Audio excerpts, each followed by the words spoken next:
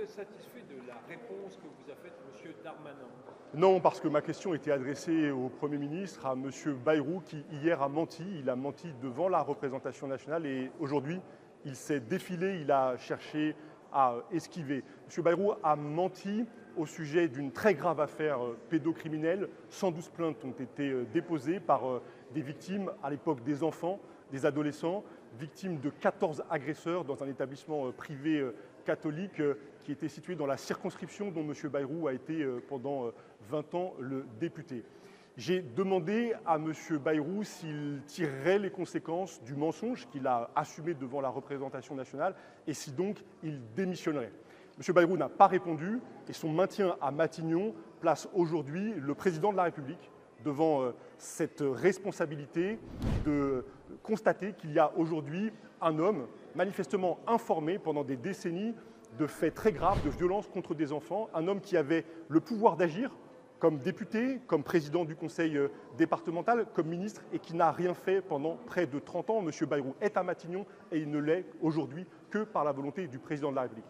Et je veux aussi dire que dans ce contexte où il y a, dans quelques instants, une censure qui sera proposée à l'ensemble des députés, qu'il y a là un motif supplémentaire et très grave pour l'ensemble des parlementaires de voter une censure qui devient un bouclier pour les députés face au parjure du Premier ministre et l'occasion d'adresser un message extrêmement clair au pays, aux millions de victimes d'abus sexuels qui vivent dans notre pays, que les députés, que la représentation nationale n'acceptent pas l'omerta sur les violences sexuelles et que l'Assemblée nationale fera tout pour protéger les victimes d'abus sexuels dans notre pays.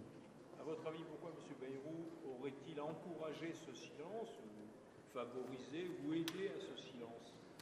Je ne sais pas, je ne suis pas juge, mais je constate une chronologie de faits établis par vos confrères, par beaucoup de journalistes de la presse nationale, de la presse locale, qui indiquent que M. Bayrou était informé et qu'il a choisi de se taire et de ne pas agir.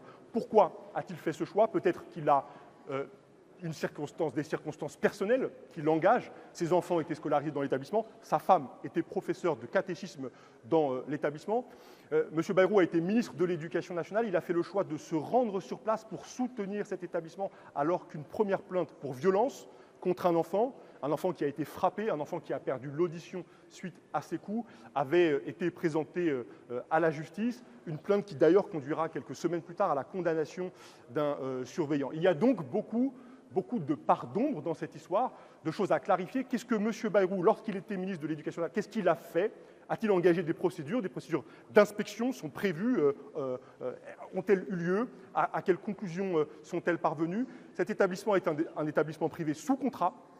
Il reçoit depuis les années 50, il a reçu des millions, des dizaines de millions d'euros d'argent public. Comment expliquer que le contrat d'association jusqu'ici n'ait jamais été rompu alors que tout indique qu'il ne s'agissait pas de personnel isolé, d'une brebis galeuse dans l'établissement, mais d'un établissement qui organisait des violences systémiques contre des générations et des générations d'enfants et d'adolescents? Toutes ces questions sont aujourd'hui posées et à aucune de ces questions, M.